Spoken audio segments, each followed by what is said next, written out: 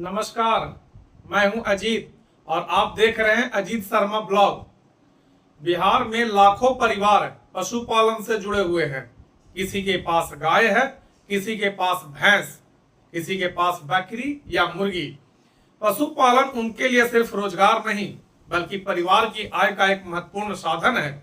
लेकिन सवाल यह है कि आखिर बिहार के पशुपालन की सबसे बड़ी समस्या क्या है? क्या बीमारी है? क्या चारे की महंगाई है?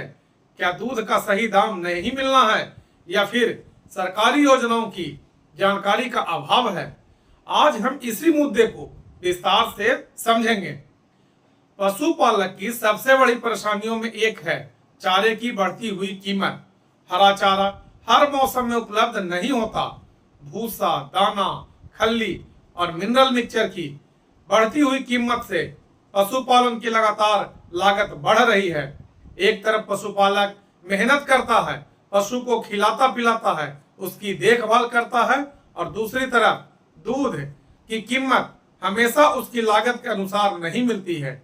यही कारण है कि छोटे पशुपालकों के लिए पशुपालन अब धीरे धीरे मुश्किल होता जा रहा है। दूसरी बड़ी समस्या है पशुओं में होने वाली बीमारियां।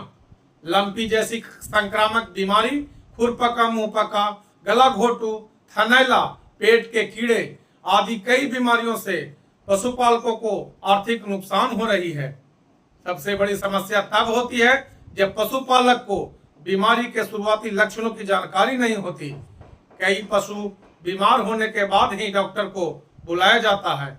इसीलिए पशुपालक के लिए जरूरी है कि वह बीमारी के शुरुआती लक्षणों को पहचाने, समय पर पशु चिकित्सक से संपर्क करे, नियमित टीकाकरण कराएं, पशुशाला की नियमित साफ सफाई रखें और बिना सलाह के कोई भी दवा अपने पशुओं को ना दें। पशुपालक को पशु खरीदने, चारा देने, दवा कराने और मजदूरी सहित कई खर्च करने पड़ते हैं। लेकिन जब उसकी दूध की कीमत उचित नहीं मिलती है तब पशुपालक अपने इस व्यवसाय से भागने लगता है।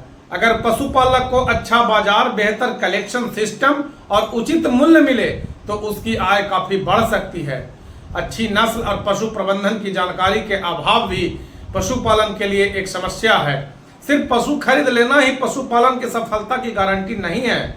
कौन सी नस्ल किस क्षेत्र के लिए बेहतर है, किस पशु को कितना दाना चारा देना चाहिए, कब टीका लगाना चाहिए, गर्भाधारण करने का सही समय क्या है और पशु के ब्याने के बाद पशु की देखभाल कैसे करनी है, इन बातों की सही जानकारी होना पशुपालकों को बहुत जरूरी है।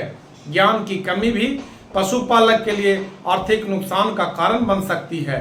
सरकारी योजनाओं की जानकारी के अभाव में पशुपालन में भी समस्याएं आती है। बिहार में पशुपालन को बढ़ावा देने के लिए अलग अलग योजनाएं और सहायता कार्यक्रम समय समय पर आते रहते हैं, लेकिन बड़ी समस्या यह है कि हर पशुपालक तक सही जानकारी सही समय पर नहीं पहुंच पाती है। कई पशुपालक सब्सिडी, ऋण, प्रशिक्षण, टीकाकरण से जुड़ी सरकारी सुविधाओं के बारे में पूरी जानकारी नहीं रख पाते।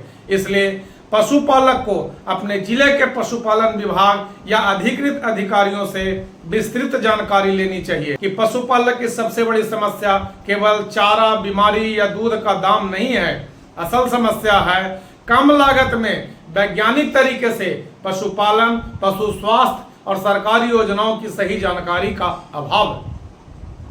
अगर पशुपालक को सही जानकारी मिल जाए, पशु स्वस्थ रहे, चारे की लागत नियंत्रित हो और उसके उत्पाद का सही मूल्य मिले तो पशुपालन बिहार में बहुत मजबूत रोजगार बन सकता है। बस पशुपालकों को कुछ बातों पर विशेष ध्यान देना चाहिए। पहला, पशु खरीदने से पहले उसकी नस्ल और स्वास्थ्य की जांच अवश्य करें। दूसरा, संतुलित आहार और पर्याप्त स्वच्छ पानी पिलाएं। तीसरा, पशुओं को समय पर टीकाकरण और कृमिनाशक की दवाएं जरूर दें। चौथा, अपने गौशाला की साफ सफाई और कीट नियंत्रण पर विशेष ध्यान रखें। और पांचवा, बीमारी के लक्षण दिखने पर तुरंत विशेषज्ञ पशु चिकित्सक से अपने पशुओं से सलाह लें।